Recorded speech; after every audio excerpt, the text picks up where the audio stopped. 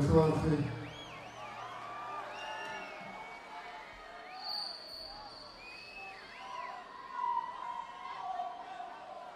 Mae Dalgella'n bwysig iawn i'n nheulu fi, achos yma yn Dalgellan nath fy nain weld tomato am y tro gynta.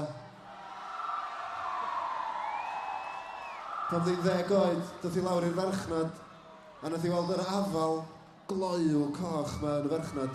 A yr afal mea coch oedd i rioed i gweld yn ei bywyd. Ac ath i at y stondin, a gafal yn yr afal ma. A mynd hwn di'r afal cocha dwi rioed i gweld yn y mwyd.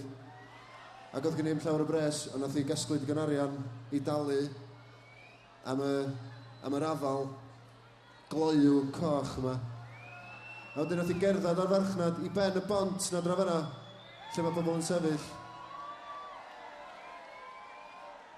A nath i afal yn yr afal, a nath i frathu mewn iddo fo.